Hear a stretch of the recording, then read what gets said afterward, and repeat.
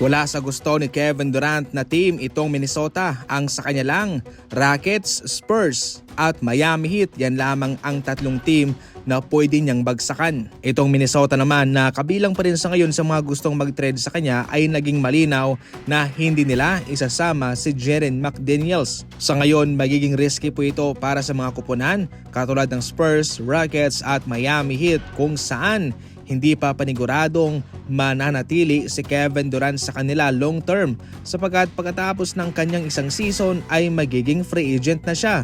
So bale, sa madaling salita ay pwedeng umalis nga ho itong si Kevin Durant sa kanila.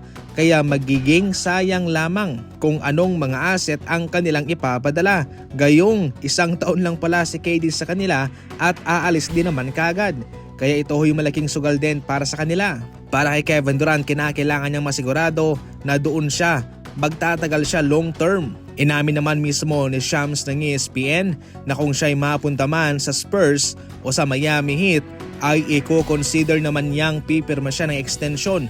Pero kung sa ibang team, hindi siya pipirma, hindi siya babalik. Yan sa ngayon ang pinaka-latest patungkol kay KD, Rockets lang, Spurs at Miami Heat.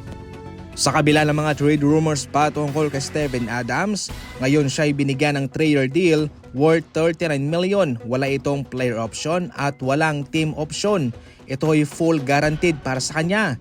Sa season na ito ay sumasahod ng $12.6 million sa Steven Adams, pero sa kanyang panibagong kontrata, siya ay sasahod ho ng $13.3 million per year.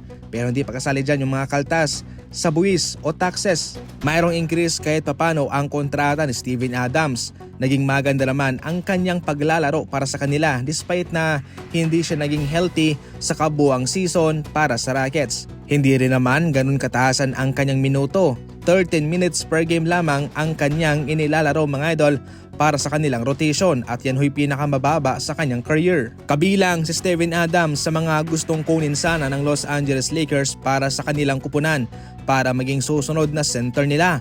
Pero dahil nga ho sa ngayon na ito'y binigyan na ho ng 3-year extension ng Rockets ay mahihirapan na ang Lakers na kunin siya. Pero maliban dyan ay mayroon pa naman plan B itong Lakers, si Clint Capela. Kabilang yan sa ngayon sa kanilang mga binabantihan din para maging next center nila.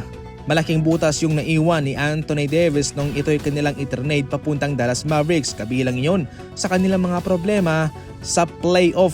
Malaki ang nawala sa kanila sa rebounding, playmaking at sa kanilang depensa. Maliban kay Clint Capela, marami pa namang mga center dyan na pwede nilang subukan para maging next center nila. Hindi rin naman po malinaw kung babalik pa si Jackson Hayes sa kanilang kupunan.